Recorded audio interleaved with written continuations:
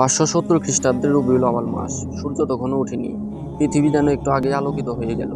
জানা গেল এই আলোর উৎস মক্কার বিখ্যাত হাশিম বংশের ছোট্ট একটি ঘর। সেখানে জন্মেছেন কুরাইশ গোত্রের প্রভাবশালী নেতা আব্দুল মুত্তালিবের নাতি। খবর শুনেই নাতিকে দেখতে ছুটে যান তিনি। দেখেন নবাগত হাত পা নেড়ে চেড়ে খেলছেন। নবাগত চাঁদ বদন দেখে তার হৃদয় মাঝারে তার স্বর্গীয় পরশ তুলা দেয়। তিনি অনুধাবন করেন সেখানে কোনো এক ঐশ্বরিক বার্তা এসেছে। সে বার্তা অল্পক্ষণেই বাকযন্ত্রকে স্পন্দিত করে তুলল। নেচে উঠল ঠোঁট, মুখ থেকে আপনা আপনি বেরিয়ে আসলো মুহাম্মদ প্রশংসিত। সেই থেকে শুরু, তারপর আর থামেনি। আজ অবধি চলমান, চলতে থাকবে যুগ যুগান্তর ধরে। তিনি চিরপ্রশংসিত রূপে উদ্ভাসিত বিশ্ব চরাচরে। আসসালামু আলাইকুম। আমাদের প্রাণের চেয়ে প্রিয় রাসূল সাল্লাল্লাহু আলাইহি ওয়াসাল্লাম সম্পর্কে আমরা মোটামুটি অনেক কিছু জানি। যেমন রাসূল সাল্লাল্লাহু আলাইহি ওয়াসাল্লাম কত বছরে ইন্তেকাল করেছেন, কত বছরে নবুয়ত পান, কত বছরে বিবাহ করেন ইত্যাদি। এসব তথ্য জানার ক্ষেত্রে সোর্স হিসেবে কাজ করেছে বিভিন্ন সহিহ হাদিস এবং সিরাহ গ্রন্থাবলী। তবে আজকে আমি আপনাদের রাসূল সাল্লাল্লাহু আলাইহি ওয়াসাল্লাম সম্পর্কে যে তথ্যগুলো জানাবো তা সরাসরি নেওয়া হয়েছে কুরআন থেকে। মহান আল্লাহ তার প্রিয় নবী রাসূল সাল্লাল্লাহু আলাইহি ওয়াসাল্লামের প্রশংসায় পবিত্র কুরআনকে মহা উজ্জ্বল করেছেন। রাসূল সাল্লাল্লাহু আলাইহি ওয়াসাল্লামও তার মহান আল্লাহর প্রশংসা করে জগৎবাসীকে আল্লাহর পথে আহ্বান করে মানব মুক্তির সুসংবাদ দিয়ে শাস্তির ভয় প্রদর্শন করেছেন। ফলে পবিত্র কুরআনে আল্লাহ তাআলা তার প্রিয়তম বন্ধু, মানব জাতির মুক্তির দিশারি, আল্লাহর পথে আহ্বানকারী রূপে ভয় প্রদর্শনকারী ও সুসংবাদদানকারী মুহাম্মদ রাসূলুল্লাহ সাল্লাল্লাহু আলাইহি ওয়াসাল্লামের প্রশংসা পবিত্র কুরআনে ব্যাপকভাবে আলোচনা করেছেন। এখানে আমরা আল কুরআনের দৃষ্টিতে রাসূল সাল্লাল্লাহু আলাইহি ওয়াসাল্লামের জীবনকালের নানা রকমের গাণিতিক হিসাব নিকাশ করব। রাসূল সাল্লাল্লাহু আলাইহি ওয়াসাল্লাম কত বছর জীবিত ছিলেন, তার জীবনে কতটি স্তর ছিল, কোন স্তরে ব্যাপ্তি কত বছর, এই বিষয়গুলো একদিকে যেমন ইতিহাস ঘেঁটে জানতে পারি, অন্যদিকে এই তথ্যগুলো পবিত্র কুরআনেও তা উল্লেখ করা হয়েছে, তবে তা পরোক্ষভাবে। কুরআনে রাসূল সাল্লাল্লাহু আলাইহি ওয়াসাল্লামের ইন্তেকালকে বোঝানোর জন্য যে বিশেষ শব্দটি ব্যবহৃত হয়েছে সেটি হলো নাতাউফাইয়ান্নাক, যার অর্থ আমরা আপনাকে মৃত্যুদান করব। কুরআনে আল্লাহ তাআলা আমি শব্দ ব্যবহারের পরিবর্তে সম্মানসূচক অর্থে আমরা শব্দটি ব্যবহার করেছেন। এই একটি শব্দের ভেতরে রাসূল সাল্লাল্লাহু আলাইহি ওয়াসাল্লামের জীবনের বিভিন্ন স্তর এবং তার সময়কাল লুকায়িত আছে।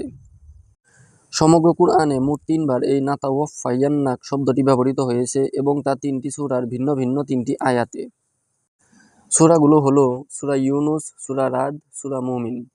সূরা ইউনুস পবিত্র কুরআনের 10তম সূরা, সূরা রাদ 13তম সূরা ও সূরা মুমিন কুরআনের 40তম সূরা। এই 10, 13 আর 40 যোগ করলে হয় 63। আর রাসূল সাল্লাল্লাহু আলাইহি ওয়াসাল্লাম জীবিত ছিলেন 63 বছর। অনেকে বলতে পারেন বিষয়টা হয়তো কাকতালীয়ভাবে মিলে যেতে পারে। বিষয়টা কাকতালীয় কি না সেটা যাচাই করার জন্য আমরা আরেকটা হিসাব করব। আমরা জানি নাতাউফাইয়ান্নাক শব্দটি ব্যবহৃত হওয়া সূরাগুলো ক্রম নম্বর 10, 13 ও 40। রাসূল সাল্লাল্লাহু আলাইহি ওয়াসাল্লামের মাদানী জীবন ছিল 10 বছর। নবুয়ত পাওয়ার পর মক্কায় অতিবাহিত করেছেন 13 বছর। তার পূর্বে ছিলেন 40 বছর। এত এত সূরা থাকা সত্ত্বেও ঠিক 10, 13 ও 40তম সূরায় নাতাউফাইয়ান্নাক শব্দটি ব্যবহৃত হওয়া নিছক কাকতালীয় নয়, বরং এটি মহান আল্লাহর নিখুঁত পরিকল্পনার অংশ। এরপরেও যদি কাকতালীয় মনে হয় তাহলে আরেকটা হিসাব করে দেখি। পবিত্র কুরআনের প্রথম যে আয়াতে নাতাওয়াফাইয়ান্নাক শব্দটি ব্যবহার করা হয়েছে তা হলো সূরা ইউনুসের 46 নম্বর আয়াত। লক্ষ্য করলে দেখবেন এই আয়াতটিতেও হরফ বা বর্ণ রয়েছে ঠিক 63টি। নাতাওয়াফাইয়ান্নাক শব্দটি ব্যবহৃত হয়েছে সূরা ইউনুসের 46 নম্বর আয়াত, সূরা রাদের 40 নম্বর এবং সূরা মুমিনের 77 নম্বর আয়াতে। যদি সংখ্যাগুলো যোগ করা হয় তাহলে পাওয়া যাবে 163। 163 একটি মৌলিক সংখ্যা এবং এটি 38তম মৌলিক সংখ্যা। পবিত্র কুরআনের 114টি সূরার মধ্যে একটি মাত্র সূরা রয়েছে যার মোট আয়াত সংখ্যা 38টি, আর সে সূরাটির নাম সূরা মুহাম্মদ। মহান আল্লাহ তাআলা তার প্রিয় রাসূলের নামে পবিত্র কুরআনে একটি সূরা রেখেছেন, আর তার সাথে রাসূল সাল্লাল্লাহু আলাইহি ওয়াসাল্লামের জীবনের সংযোগও রেখেছেন। রাসূল সাল্লাল্লাহু আলাইহি ওয়াসাল্লামের বৈবাহিক জীবন নিয়েও আলোচনা করা যায়। রাসূল সাল্লাল্লাহু আলাইহি ওয়াসাল্লাম ইন্তেকাল করেছেন 63 বছর বয়সে আর বিবাহ করেছেন 25 বছর বয়সে। 63 থেকে 25 বাদ দিলে হয় 38। তার মানে রাসূল সাল্লাল্লাহু আলাইহি ওয়াসাল্লামের দাম্পত্য জীবনের সাথেও সূরা মুহাম্মদের চমৎকার সাদৃশ্য রয়েছে। একটা শব্দের মাধ্যমে একই সঙ্গে এরকম একাধিক বিষয়ের দিকে ইঙ্গিত করা আল্লাহর কাছে কোনো কঠিন কাজ নয়। এবার আমরা একটি হাদিস দেখব।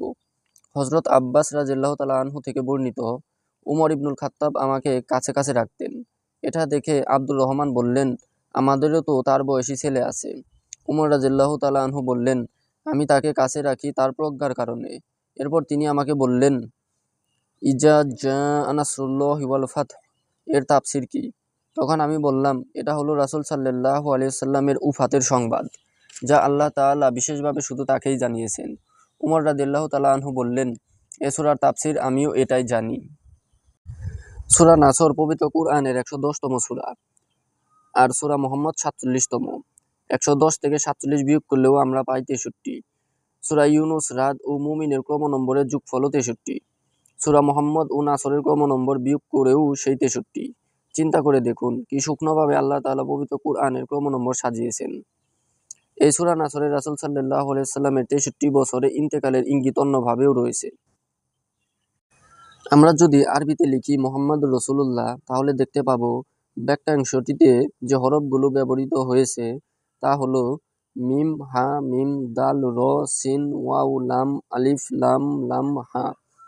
এবার হিসাব করে দেখব এই হরফগুলো সূরা নাসরে কতবার করে ব্যবহৃত হয়েছে।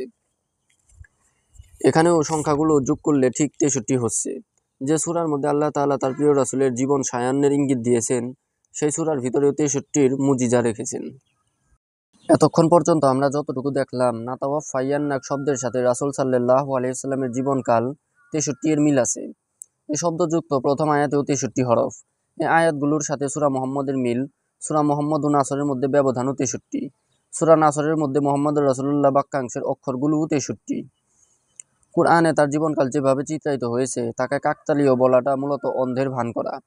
আল্লাহ সুবহানাহু ওয়া তাআলা তার প্রেরিত নবী রাসূলদের বিভিন্ন মুজিজা দান করেছিলেন। যেমন মূসা আলাইহিস সালামকে দেওয়া হয়েছিল এক মুজিজাপূর্ণ লাঠি। লাঠিটি সাপ হয়ে যেতে পারত। এটা মূসা আলাইহিস সালামের মুজিজা। ঈসা আলাইহিস সালাম হাত থেকে শুভ্র আলো বের করতে পারতেন। মৃত মানুষ আল্লাহর ইচ্ছায় জীবিত করতে পারতেন। দাউদ আলাইহিস সালামের ছিল সুমধুর কণ্ঠ। মানুষসহ অন্য প্রাণীরাও এ কণ্ঠ শুনে বিমোহিত হয়ে যেত। আমাদের নবী সাল্লাল্লাহু আলাইহি ওয়াসাল্লামের মুজিজা হলো পবিত্র আল কুরআন। একটি বইও যে অলৌকিকত্ব হতে পারে, আল কুরআন তার সর্বশ্রেষ্ঠ প্রমাণ। নানা রকম অলৌকিকত্ব দিয়ে ভরপুর এই গ্রন্থটি। আধুনিক গণিত বাদ যায়নি এই অলৌকিকত্ব থেকে। আল কুরআনে যে কত শত গাণিতিক অলৌকিকত্ব রয়েছে তা একমাত্র আল্লাহ তাআলাই ভালো জানেন। মানুষ এ নিয়ে যত গবেষণা করবে তত নতুন নতুন তথ্য উদ্ঘাটন করতে পারবে। আল্লাহ তাআলা নবী মুহাম্মদ সাল্লাল্লাহু আলাইহি ওয়াসাল্লামের উপর অলৌকিক আল কুরআন নাজিল করেছেন, আর এই গ্রন্থের ভিতরই মুহাম্মদ সাল্লাল্লাহু আলাইহি ওয়াসাল্লামকে নিয়ে গাণিতিক বিস্ময় রেখে দিয়েছেন।